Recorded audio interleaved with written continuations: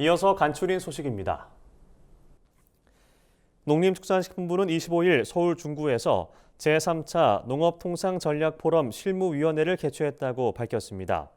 이번 실무위에선 농민단체 등과 인도태평양 경제프레임워크 IPEF 주요 자유무역협정의 추진 현황과 향후 계획을 논의했습니다. IPEF와 관련해선 4차 협상까지의 농업협상 의제 논의 동향을 공유하고 9월에 열리는 5차 협상의 추진 방향에 대해 의견을 나눴습니다.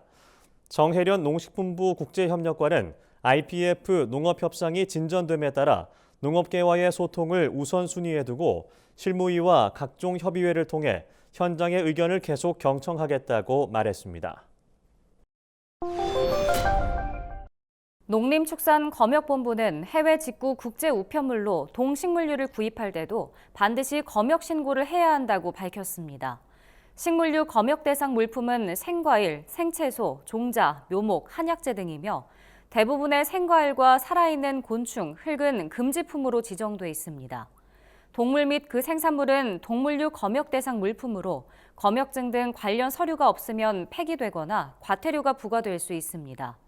해외 직구 동식물류도 검역본부의 수입 신고에 검역을 받아야 하며 위반 시 최고 3년 이하의 징역 또는 3천만 원 이하의 벌금이 부과됩니다.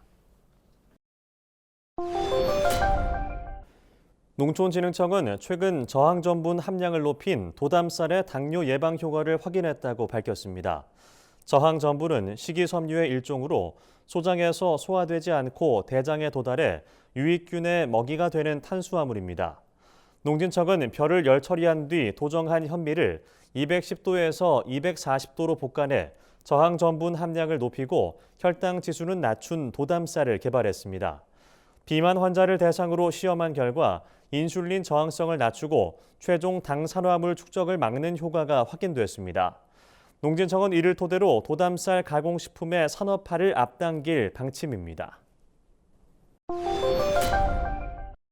한국후계농업경영인중앙연합회가 24일 성명서를 내고 정부의 농축산물 피해 지원금 상향 확대 결정을 환영한다고 밝혔습니다.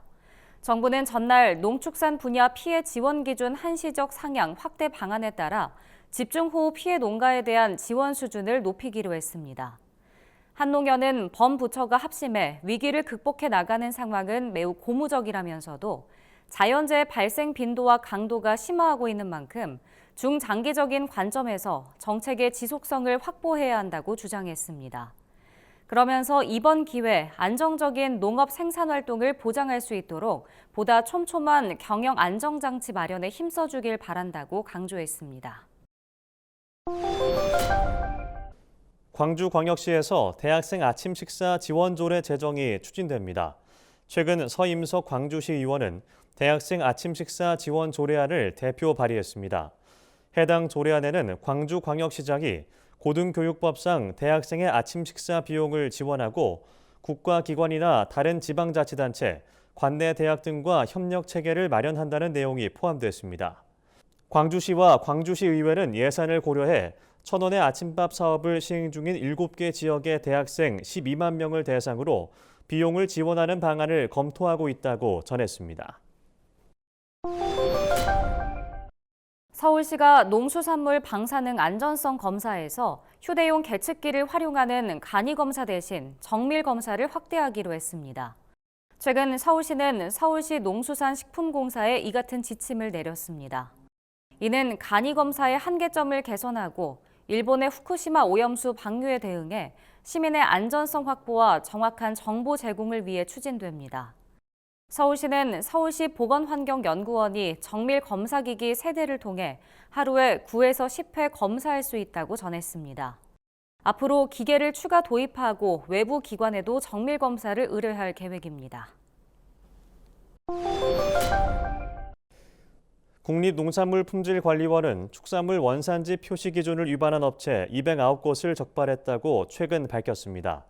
농관원이 7월 17일부터 8월 18일까지 축산물 원산지 표시 현황을 점검한 결과 원산지를 거짓으로 표시한 업체 128곳, 원산지 표시를 하지 않은 업체 81곳이 확인됐습니다.